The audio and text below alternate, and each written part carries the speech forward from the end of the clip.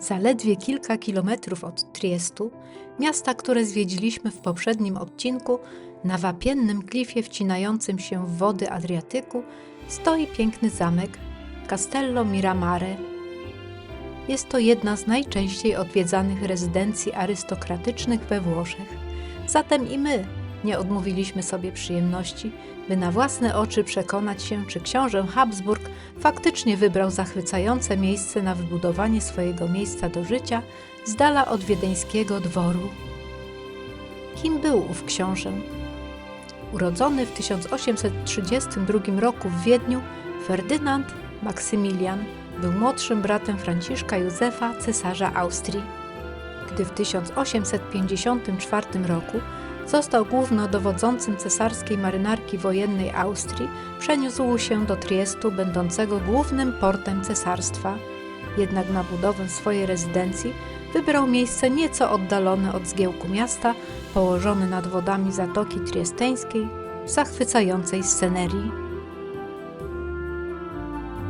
Miramare, bo taką nazwę otrzymał zamek Maksymiliana i jego żony Charlotty, w 1856 roku zaprojektował go Karl Juncker, austriacki architekt. Duży wkład w pracę nad budową mieli również rzemieślnicy z Triestu, Franz Hoffmann i jego syn Julius.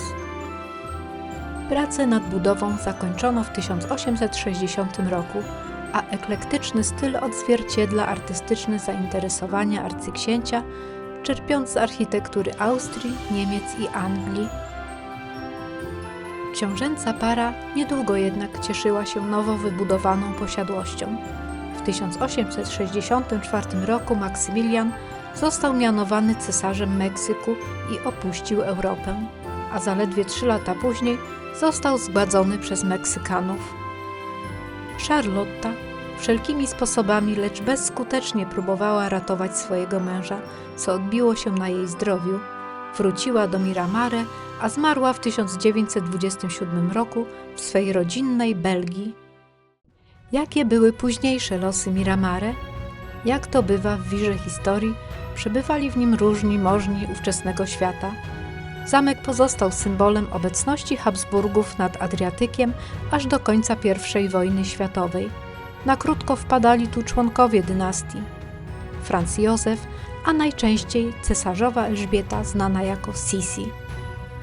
Mieszkał tutaj również Amadeo, książę Aosty. Stacjonowali dowódcy armii niemieckiej, nowozelandzkiej, a także amerykańskiej. Z Castello Miramare związany jest pewien przesąd. Mówi on, że każdego mężczyznę, który spędzi w nim noc, spotyka tragiczna śmierć. Ma to związek ze śmiercią budowniczego zamku, jak i księcia Ferdynanda, który przed tragiczną śmiercią w Sarajewie przebywał w Miramare.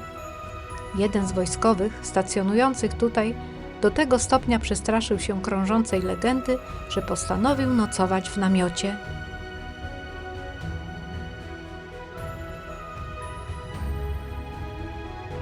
Arcyksiążę, projektując swoją rezydencję, oprócz zastosowania ówcześnie panujących tendencji w architekturze, pragnął również stworzyć dość intymną atmosferę zarezerwowaną dla jego rodziny. Z głównego dziedzińca prowadzą schody na taras otoczony zielenią, wiodący wprost nad brzeg morza.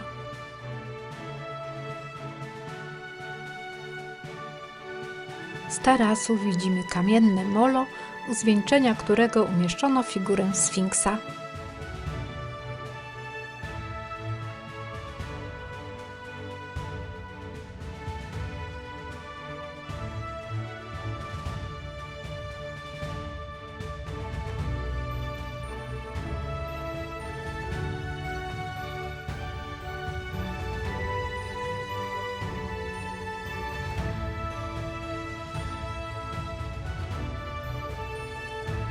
Zamek od strony morza otoczony jest tarasem, którym można spacerować, rozkoszując się wspaniałym widokiem na Adriatyk, okoliczne wzgórza i Triest, jak również przyjrzeć się z bliska detalom architektonicznym zamku.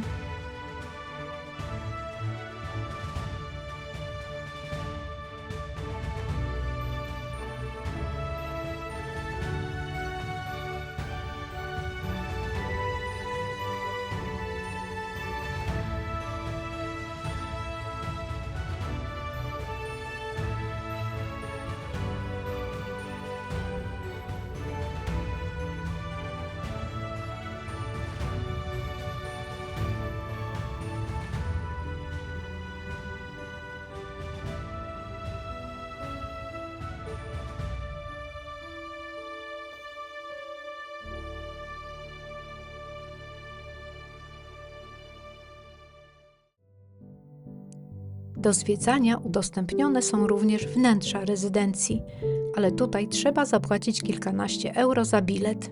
Przypominam, że w pierwszą niedzielę każdego miesiąca wstępy do Muzeum Państwowych we Włoszech, także i tu w Miramare, są bezpłatne. Już od wejścia uwagę zwracają bogato rzeźbione drewniane elementy wystroju, schody, wspaniałe błazerie na ścianach i sufitach.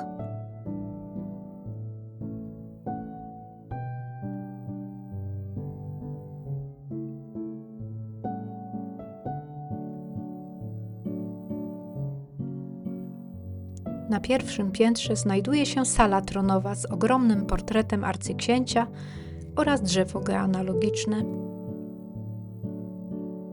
Wystrój sali jest przebogaty, dlatego jest również nazywana złotą.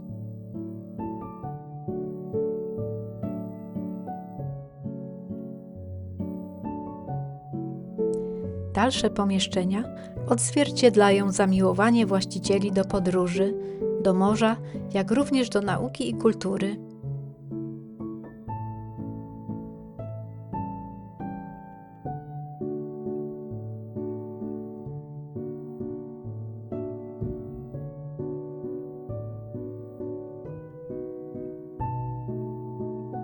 Większość wyposażenia pochodzi z czasów Maksymiliana i Charlotte, ale są również pokoje z czasów księcia Aosty. Do zamku przylega 22-hektarowy park Miramare, starannie zaplanowany i zaaranżowany przez Karla Junckera z wyraźnymi sugestiami samego księcia. Jeśli chodzi o prace ogrodnicze, to zlecono je Józefowi Laube, ale w późniejszym okresie pałeczkę przejął Czech Anton Jelinek.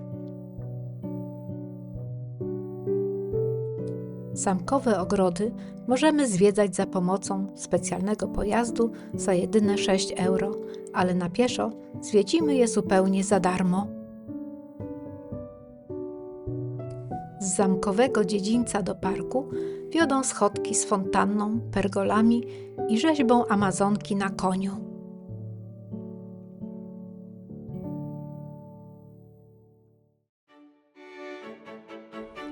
Kolejny poziom ogrodu to część parkowa z fontannami, alejkami i drzewami sprowadzanymi z różnych stron świata.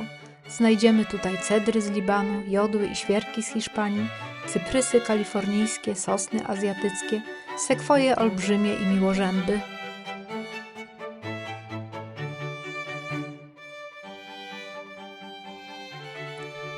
Przenosimy się do według mnie najciekawszej części zbudowanego kaskadowo na zboczu góry ogrodu z licznymi fontannami i rzeźbami.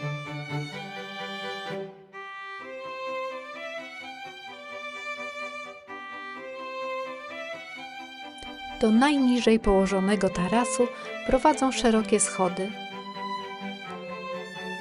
a odpoczywając na ławeczce widzimy jak na dłoni cały zamek.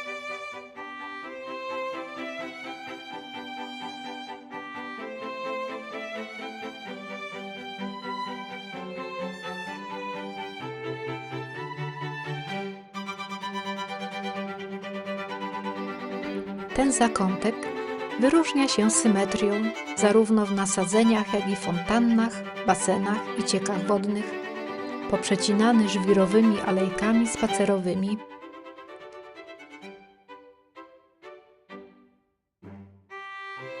Z wysokich kolumn spoglądają posągi, m.in. Apollina czy Wenus.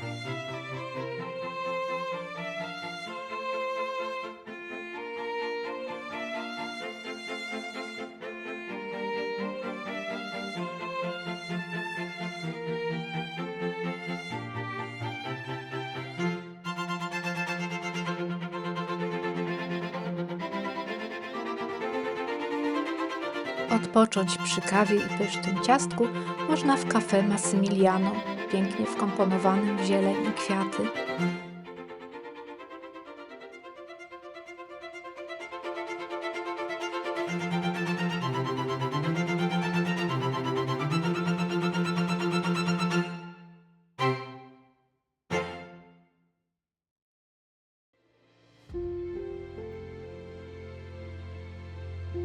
Przenosimy się do kolejnej części ogrodów, w której znajdziemy jeszcze jedną budowlę zawartą w projekcie Junckera – Castelletto, w którym książęca para zamieszkiwała podczas budowy Miramare, a później sama Charlotta po powrocie z Meksyku, a przed wyjazdem do Belgii.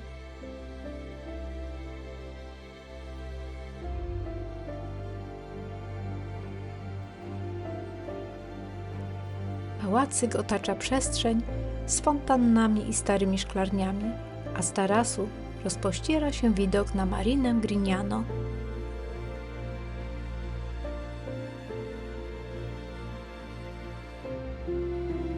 W zacisznym zakątku znajduje się kaplica San Canciano.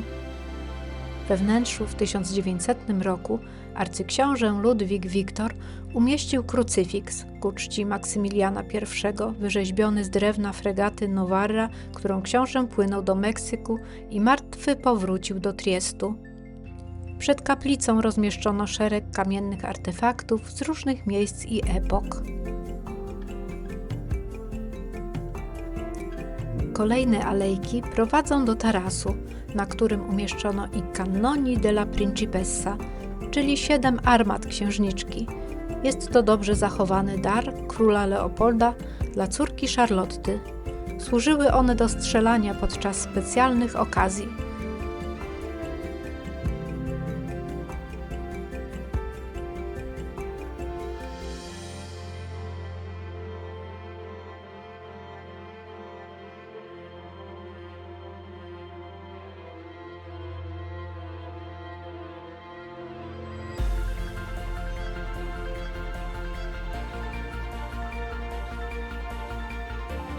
Wróciliśmy do punktu początkowego naszej wycieczki, na główny dziedziniec. Dobrze, że wybraliśmy się tutaj już wcześnie rano, bo teraz zwiedzających jest znacznie więcej.